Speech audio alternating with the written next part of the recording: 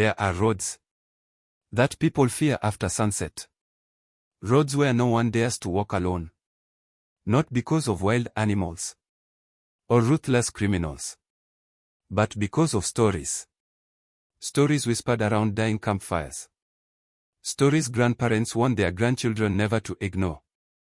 Some dismiss them as myths. Others call them curses. But every legend begins with someone who never came home. Pause. Across Kenya, there is one story that refuses to die. A story told by truck drivers, night guards, police officers, and even pastors.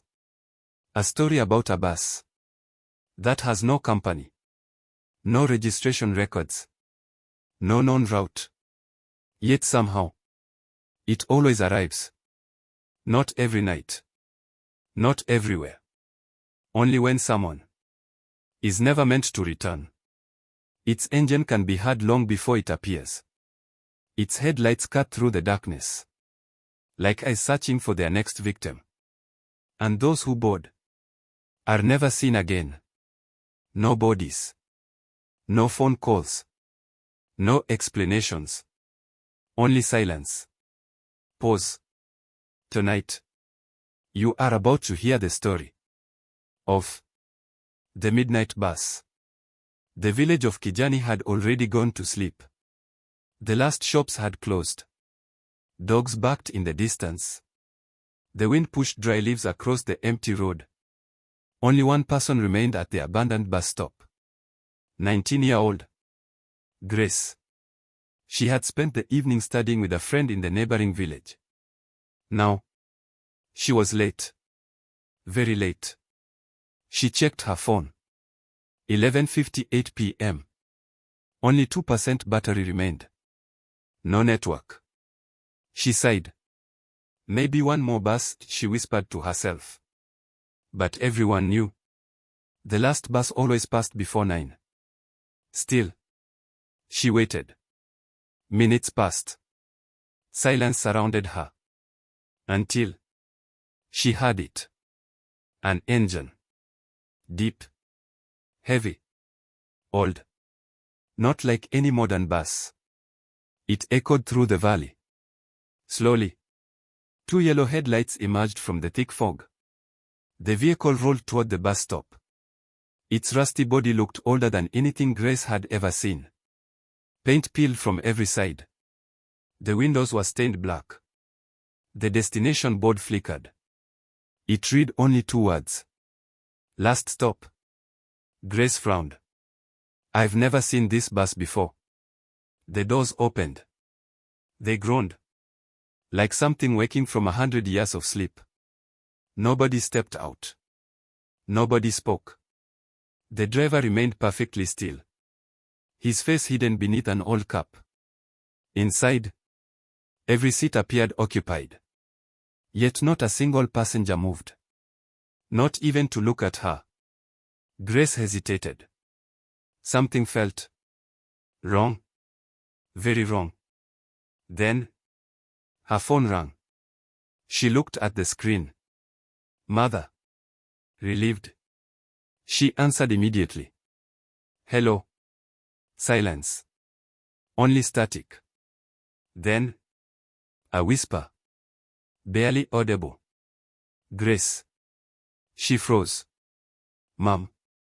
The voice continued. Don't get on. The call ended.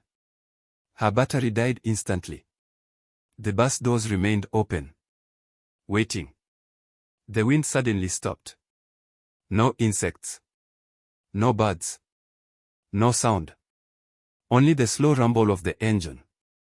Grace took one cautious step backward. That was when she noticed one passenger. An elderly woman sitting near the window. The woman slowly turned her head. Far too slowly. Her eyes were completely black. No whites. No pupils. Only darkness. Then, she smiled. Grace screamed. She ran into the darkness without looking back. Behind her, the bus horn echoed once. Long, deep, unnatural. When she finally reached home, she collapsed. The next morning, Grace's parents rushed to the bus stop. They expected to find footprints. Perhaps tire marks. Anything. There was nothing. Not even evidence a vehicle had ever stopped there. The police arrived. They searched nearby forests, questioned villagers, reviewed every transport company operating in the county. None had a bus matching Grace's description. Days became weeks. Weeks became months. Grace never returned to the bus stop. But she wasn't the only one. 3 more people disappeared. Under almost identical circumstances. Each one last seen waiting alone. Just before midnight. Every witness described the same bus. The same destination. Last stop. Yet no one had ever managed to photograph it. Hundreds of kilometers away. Award-winning investigative journalist Daniel Otieno stared silently at another missing person file. This was the 6th disappearance in 4 months. Different villages. Different victims. One impossible story. His editor laughed. A ghost bus. Daniel didn't. Because 2 years earlier, his younger sister, Amina, had vanished on the very same highway. Her final text message simply read, "A strange bus just arrived." She never sent another word. Daniel closed the file. If this bus existed, he would find it. No matter where it led. Even if the road ended in death. That night, Daniel drove toward the abandoned highway. Rain poured heavily. Lightning split the sky. His headlights illuminated an old bus stop. Empty. Or so he thought. Standing beneath the broken shelter was a little boy. Barefoot. Holding an old paper ticket. Daniel stepped out. "Son, where are your parents?" The boy slowly lifted his head. His face was pale. His eyes were filled with tears. He whispered, "You're too late." A distant engine rumbled through the fog. The boy smiled. "It's here." The headlights appeared. Brighter than before. The midnight bus had found its next passenger. Fade to black.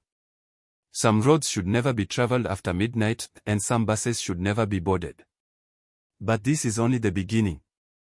In episode 2, Daniel uncovers a forgotten tragedy buried beneath decades of silence, a bus crash that official records claim never happened. Could the midnight bus be carrying more than passengers? Could it be carrying the dead? If you enjoyed this story, don't forget to like, subscribe, and turn on notifications. The journey has only just begun, and the next stop may have your name.